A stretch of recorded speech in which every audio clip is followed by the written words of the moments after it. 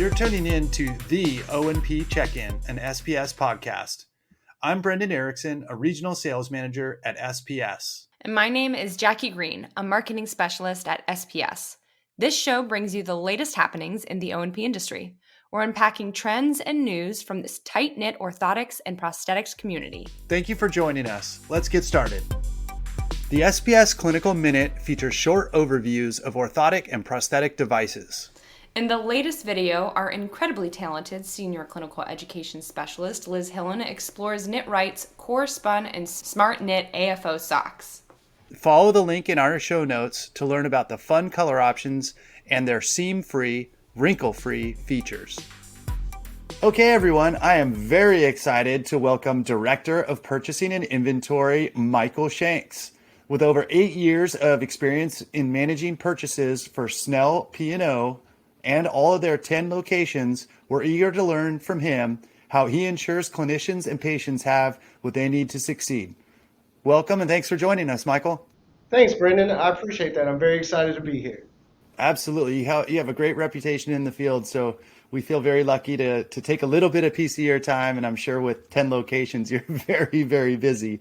Let's kick it off with you sharing a little bit about how you got into O&P and also how you started at Snell. Sure. So I come from a logistics background. I did 10 years as a frontline manager for FedEx Ground, and that was a very fast-paced, demanding work environment. I knew of Snell's, and they had an opening due to a recent retirement, and it was in their warehouse. And so I thought that would be a good opportunity for me to take my skills that I had learned as a frontline manager in a shipping company and utilize that in a purchasing environment. And actually, it was a nice crossover. So I've been with Snell's for about 8 years. I had no prior experience in the orthotic or prosthetic industry. It was very overwhelming as far as learning not only the products, but different things that go into the products as far as HCPCS codes, SKU numbers. I couldn't even tell you what a SKU was, but I definitely knew how to manage processes. I knew how to manage logistics, and we were able to bring those things together, and it's been a great fit. We continue to grow together and I look forward to retiring from Snell. So that's a little bit about me. I did graduate college with a psychology degree with an information technology minor. I was able to utilize that when coming into Snell's. The college background with the logistics training was a easy fit into Snell's and their organization, as well as the purchasing and inventory side of it. So that's kind of how all that came to be. Since you're managing 10 locations now, what are some tactics that you use to ensure items are going to the right place and getting there in a timely manner, that everyone has what they need when they need it?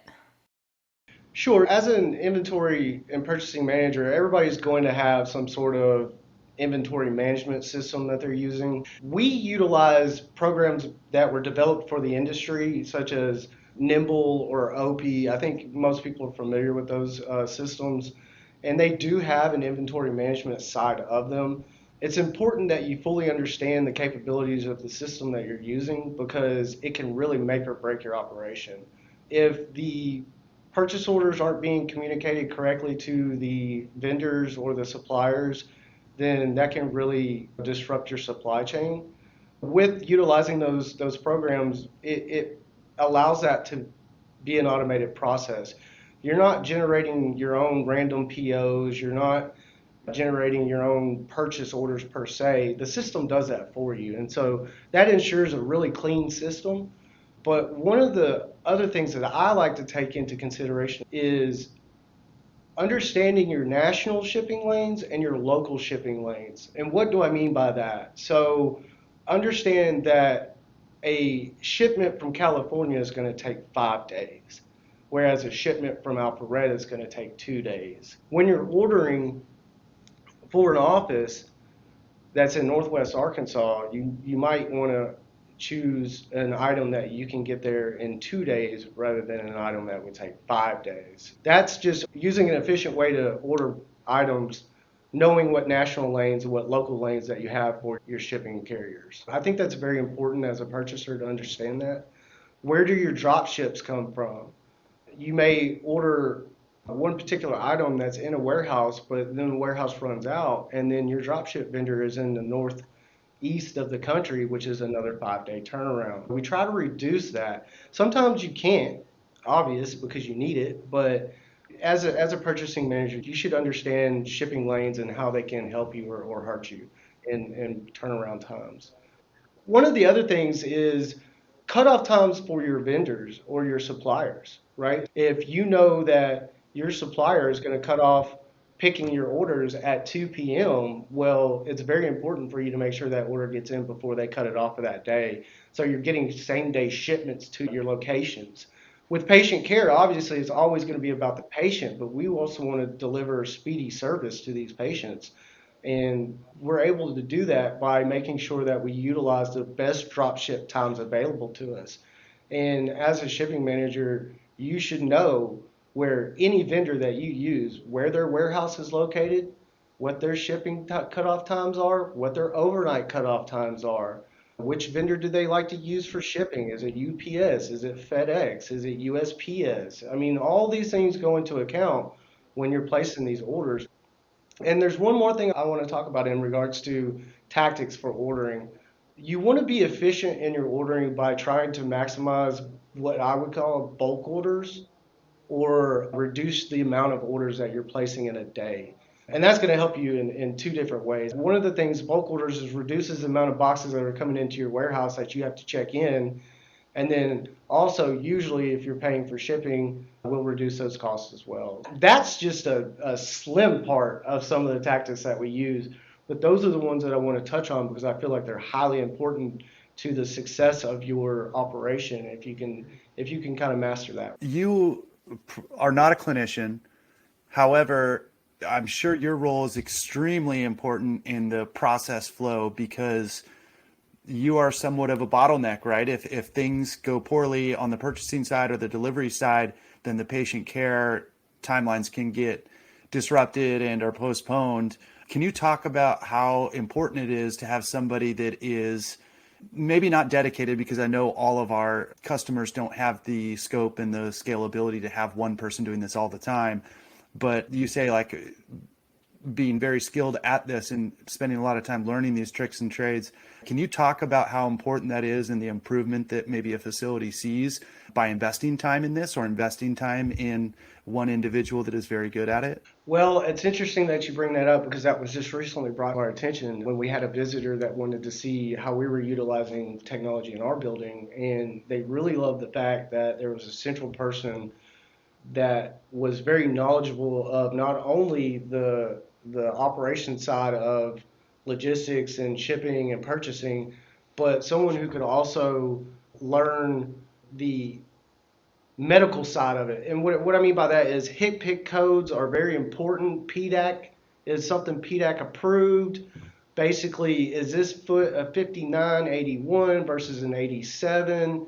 And so a lot of times when you have a multi-role person in your purchasing and inventory position, they're not able to really learn everything that goes into that position. So you may be a practitioner who's also having to see patients, that's having to check insurance, that's having to call and do their own ordering, and then make sure that they're picking out what's best for their patient. That's a lot of different roles that will take away from one's ability to really dig into shipping lanes, cutoff times, new technology for inventory processing, or just meeting with vendors and understanding their processes, and also developing relationships with the customer service agents that you deal with on a day in and day out basis. So you lose that ability for that one person to bring all that back to the position when they have a practitioner role, a front office role, a receiving role, a purchaser role. You can do it, but it doesn't allow for you to have those fine-tuned processes and understandings of the big picture. Yeah, and shout out to all the people listening that actually do all of those roles, because I know there's a lot of them in our profession that need to do that. We have a lot of small businesses out there. I think it's important for people to understand that The big locations that have one or more offices are a different animal than a small one or two person office. For example, we have 25 people in this office. We have billers, we have purchasers, we have customer service agents, right? We have practitioners, we have techs. Well, in an office that only has two people, guess what? They're a little bit of everything. And so, yeah, those people get a lot of credit because they're doing a lot of juggling of different things at different times during the day. And I don't want to take anything away from that because there are people that are really good at it. Where would they start? Say it is a jack of all trades that is doing everything in an office. If they have a little bit of investment dollars, can they start with somebody part-time? And what would you have them focus on first, right? If you're prioritizing kind of some of these outside skills, where should they start and direct whomever they hire, or if they outsource it or whatever they may do? That's a really solid question. It's going to be different for everybody because you need to I would look at the low hanging fruit first, okay? And assess the strengths and weaknesses of the person that you're about to put in that position, right? Are they technologically well versed? Do they handle computers really well? If that's the case, then maybe it would be better for them to look at your inventory management processes and see if there was something that they could improve. So look at the person's strengths, look at the low-hanging fruit, maybe some of the issues that you're currently having that you could just go ahead and make a quick change to that would implement changes for you that are going to be the most beneficial at that time. So that's how I would do that. Awesome. So let's switch gears a little bit and go into some specifics here. Let's talk about management of your space constraints. And we've all had this where, wow, do I need a left and a right, extra small through extra large, pneumatic and non-pneumatic? I don't know, pick something, elbow brace or knee brace. You don't want to have all that in your office at one time. How do you maximize your space constraints and being efficient with that? Very good question. Recently, we did a remodel because we're growing as a company and we had to hire some new employees. And so we had to build new offices and we lost a little bit of our warehouse space. So this is a question that really hits home. When it comes to managing inventory, one way that we like to do it, we like to take advantage of the SPS Supplier Advantage program. So that was something that you guys just recently enacted, and you're stocking more SKUs than you ever have from vendors that we use on a regular basis. And that allows us to use our local warehouse as basically a staging area for us. So Alpharetta is only a 2-day ship away from Little Rock, Arkansas. So we may not need to stock everything in our warehouse when we could have it in 2 days. And if you come into Snell's and you're able to be seen and you leave and you get a phone call in 2 days for that back brace, I feel like that's a pretty good turnaround. So with the Supplier Advantage program, we're able to utilize your stocking ability for your hundreds of thousands of SKUs that you have in that warehouse and use it as a staging ground for us. One thing that the Supplier Advantage helps us out with as well is it reduce our costs of shipping with consolidated shipping. With your ability to stock as many things as you do in your Alpharetta and your Reno warehouses allows us to receive less boxes, so we don't have 20 to 30 boxes laying around in our warehouse taking up space. That's a safety concern as well. We don't want anybody tripping over anything, and also we're not spending time opening up 20 different boxes, so that helps with space constraints as well. In the remodeling, so we lost 4 shelves, like 4 rows of shelves, and that allowed us an opportunity to go through our inventory and start really looking at some of the things that hadn't moved in a while.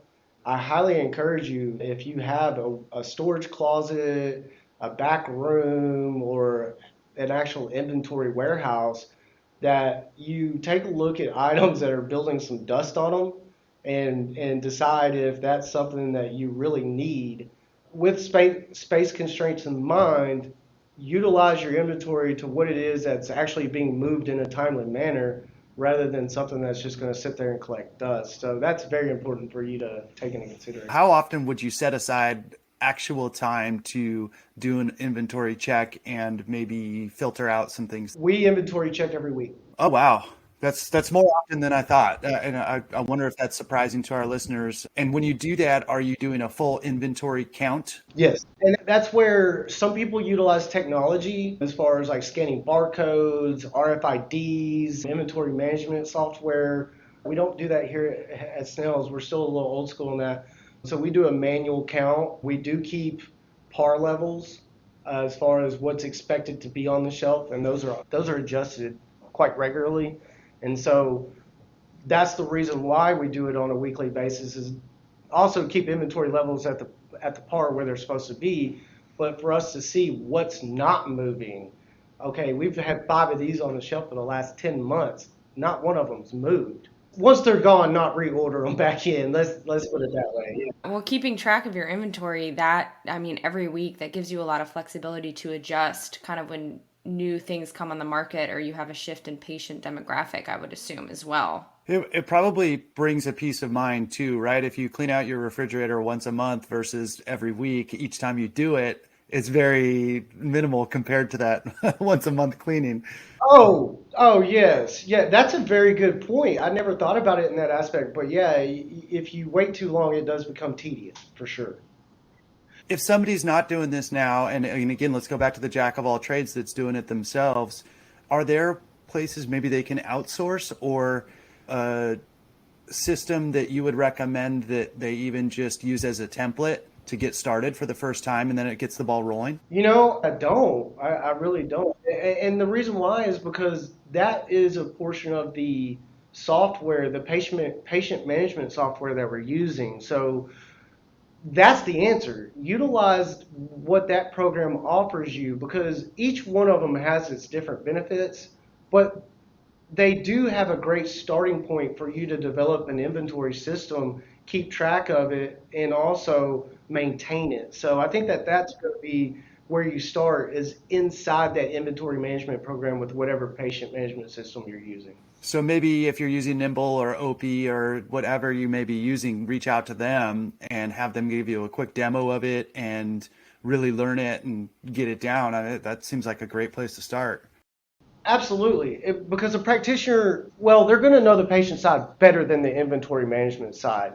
If you want to become better at inventory management, you're going to have to spend time, invest time, and you're going to get out of it what you put into it. Because if you get it correct on the beginning from the front, then it's easy to maintain. But if you don't ever set it up properly and it's just haphazardly put together, it will never work for you.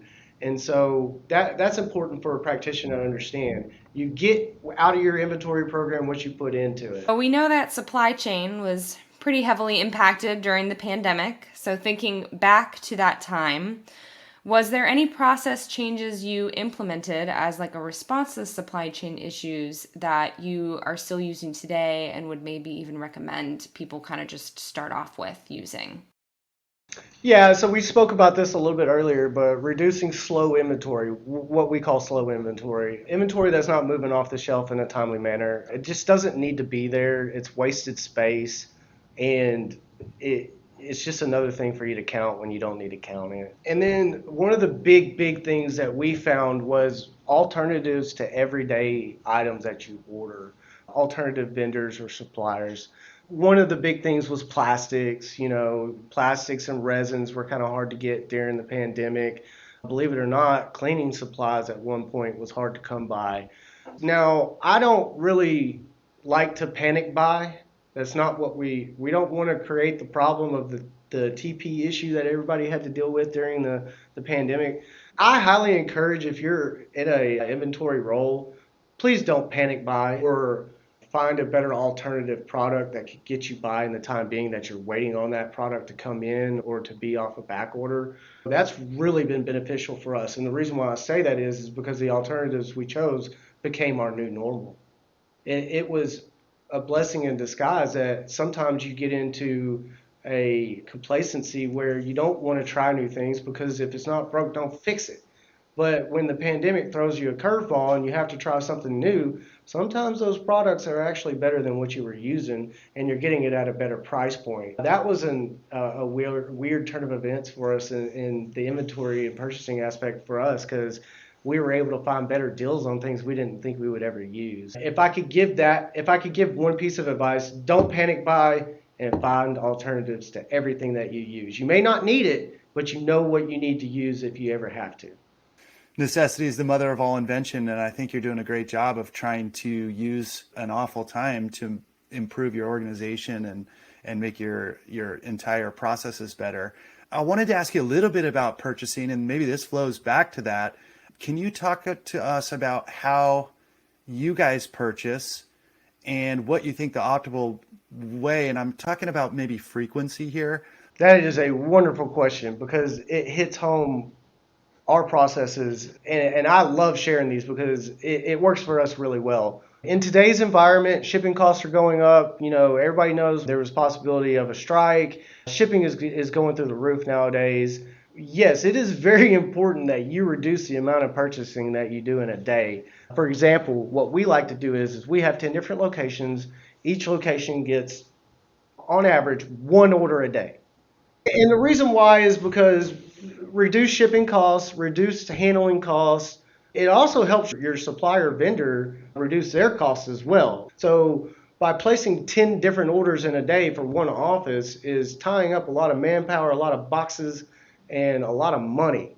We want to reduce that. We want to be less wasteful. It's not very efficient to order that way. So what we like to do is we understand that our cutoff may be at 2:30 our local time. We want to make sure that we get in all 10 of those orders before that cutoff time so that they have ample opportunity to go pull that product and get it off the shelf. Now, I understand if it's a 30 SKU purchase order, they may not be able to pull it at 2:30. It's going to go out the next day. But by understanding your cutoff times, your warehouse, how long it generally takes them to pull an order of that size that you're submitting, you can generally gauge when you're going to get that product. It's just-in-time inventory. You get your processes down to a point to where everything's showing up just as you need it. I do not recommend placing multiple orders for patients. If you see patient A and you place an order, you see patient B, you place an order, that's not a way to do it. It's going to cost you more money, it's going to cost your vendor more money, and more time and more manpower, and just a lot of waste. Some people are really environmentally conscious, and you can look at it as reducing your carbon footprint. It's just a great thing overall to reduce the amount of orders that you're placing during the day and reducing the amount of waste that goes into the shipping and receiving process.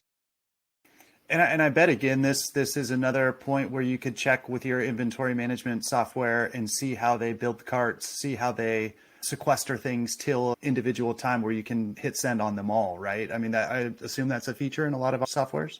Yes, a lot of software management programs do utilize a shopping cart feature where it's a holding place for the items requested. At the end of the day, I can go in there and they're all separated by location. So I can see, let's say, for example, location A has 10 items in their shopping cart. Well, then the next line items will be the next location. If someone puts a high alert, generally they'll communicate that through a phone call or an email, or they can mark it on the item itself. Now, we will make a rare exception on that to go ahead and make that an order at that moment, but everything's got to be approved, and we're not willy-nilly just overnighting things, so that doesn't happen very often. But the shopping cart feature allows you to build up your orders, and then at the end of the day, with our 10 locations, 10 separate orders. It's just the more efficient way to do things. And you mentioned approval. You then get to kind of spot check and make sure that these are items that you may either approve of clinically or B, financially, or C, time-wise, right? Like if you notice something is a drop shipment from a vendor, you could notify that practitioner, hey, look, in your order, you have these coming from the DCs, but these are drop shipped. Make sure your turnaround time is correct with that patient, right? Absolutely. All that goes into it. So communication with your practitioners is key. If you get in the back order, you're notating the back order in the purchase order, you're sending an email notifying that practitioner of a delay in that. I'm lucky that I have been given the opportunity to look at an item that is being requested and determine the value on that item. Are we going to make some money or are we going to lose some money?